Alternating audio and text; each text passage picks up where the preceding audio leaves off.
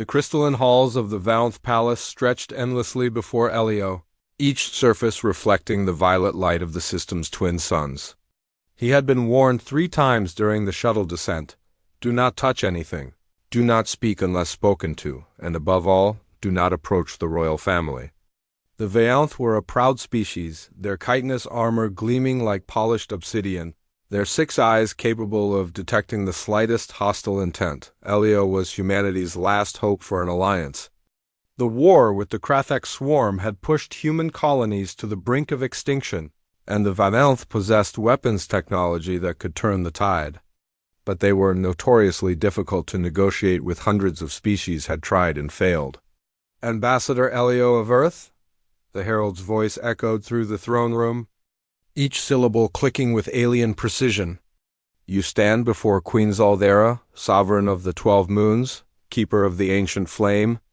Elio bowed deeply, exactly as he'd practiced 1,000 times. The queen sat upon a throne of living crystal, her presence commanding absolute attention. To her right stood what appeared to be her daughter smaller, her armor still showing the softer purple hues of youth. Speak, human, the queen commanded. Her voice like wind through a cavern, Elio began his rehearsed speech. Carefully chosen words about mutual benefit and shared enemies. He was 3 sentences in when he noticed movement from the corner of his eye. The princess had stepped forward, her multiple eyes fixed on something behind Elio. No, on someone. Sabine. His security officer had remained by the entrance, as protocol demanded. But the young princess was staring at her with an intensity that made the entire court shift uneasily. Sabine stood rigid, her hand instinctively moving toward her sidearm before catching herself. You, the princess said, her voice surprisingly soft. You are the one called Sabine. The throne room fell silent. Even Queen Zaldera leaned forward, her mandibles clicking in what might have been surprise. Elio's mind raced. How did the princess know Sabine's name? They had never met before, never even been in the same sector of space. I am... Your Highness, Sabine replied carefully. Her military training keeping her voice steady, the princess descended from the dais, and immediately a dozen royal guards moved to intercept. But she raised one clawed hand and they froze.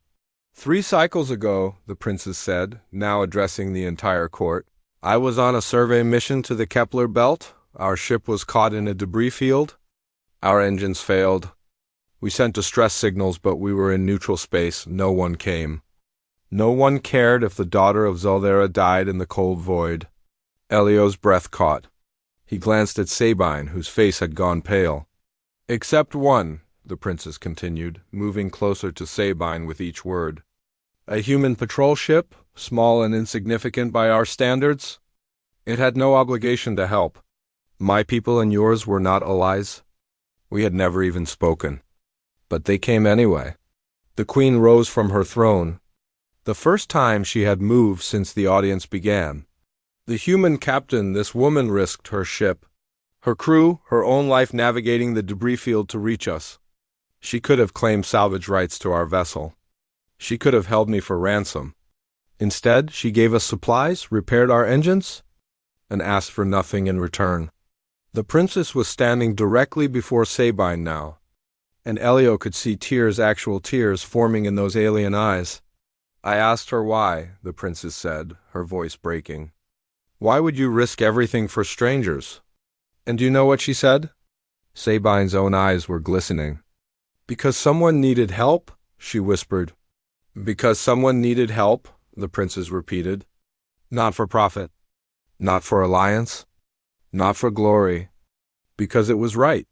What happened next would be recorded in history books across 1,000 worlds. The princess ran, not walked, not glided with royal dignity, but ran like the child she still was, closing the distance and throwing her arms around Sabine in an embrace that defied every protocol, every law, every custom of Valenth society. The entire palace froze. Royal guards stood with weapons half drawn, uncertain whether to intervene. Court officials stared in shock, their translator devices struggling to process what they were witnessing. Queen Zaldera's mandibles hung open, an expression of pure astonishment. Sabine, after a moment's hesitation, returned the embrace, her arms wrapping around the chitinous shoulders of the alien princess. "Thank you," the princess sobbed. "Thank you for teaching me that honor is not about power, but about compassion. Thank you for showing me what true strength looks like." The silence stretched for an eternity. Then Queen Zaldera did something unprecedented. She began to laugh. It was a sound like chiming bells, and it spread through the court like wildfire. "3 months I have searched for the human who saved my daughter," the queen said, descending from her throne to approach Sabine and the princess. "3 months I have watched your species from afar, trying to understand what kind of people would act with such selflessness. And now you come to us seeking an alliance." She placed one clawed hand on her daughter's shoulder and extended the other toward Elio. "Ambassador Elio, your prepared speech is unnecessary.